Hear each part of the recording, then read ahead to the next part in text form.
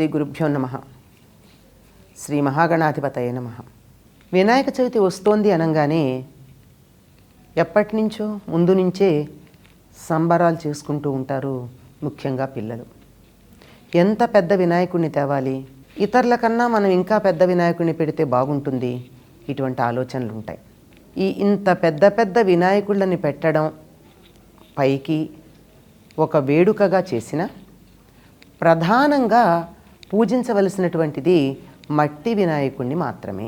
ఎందుకంటే పృథ్వీతత్వానికి ప్రతీక అయినటువంటి పార్వతీదేవి యొక్క కుమారుడు వినాయకుడు.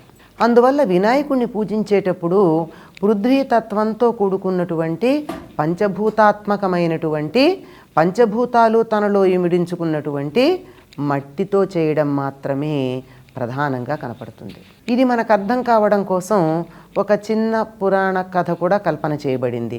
ఏమి అంటే, పార్వతీదేవి అభ్యంగన స్నానం చేయడానికని సిద్ధమవుతూ ఒళ్ళంతా నలుగు పెట్టుకుని ఆ నలుగుతో ఒక బొమ్మని తయారు చేస్తే అతడు వినాయకుడుగా తర్వాత ప్రాణం పోయడం వల్ల తయారయ్యాడు అని చెప్తారు. అంటే అమ్మవారి యొక్క నలుగును నుంచి వచ్చింది అంటే జగన్మాత యొక్క భూతత్వమైన శరీరం నుండి వెలువడినటువంటి దానితో వినాయకుడు తయారయ్యాడు అంటే భూమికి సంకేతంగా ఉన్న మట్టితో చేయడం మాత్రమే దానికి ప్రధానమైనటువంటి లక్షణంగా ఉండాలి తప్ప మిగిలినటువంటి వాటితో కాదు.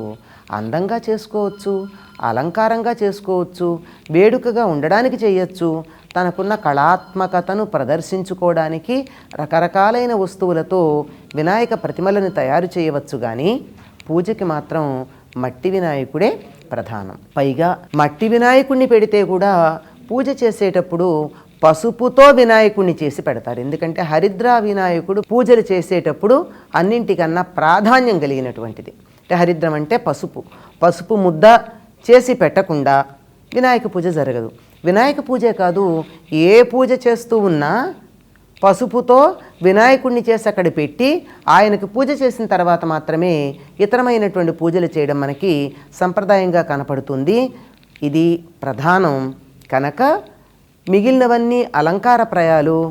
మట్టితోనూ పసుపుతోనూ చేసినటువంటి వినాయకుడు మాత్రమే పూజకి అర్హత కలిగి ఉంటాడు.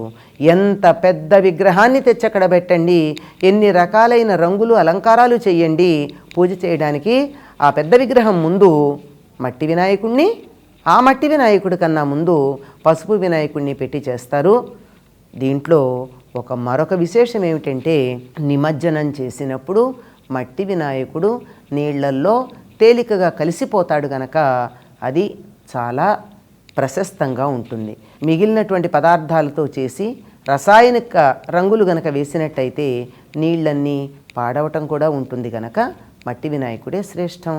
మట్టి వినాయకుడిని పూజిస్తేనే సత్ఫలితాలు లభిస్తాయని మనకి పెద్దలు చెప్పినటువంటి మాట. స్వస్తి.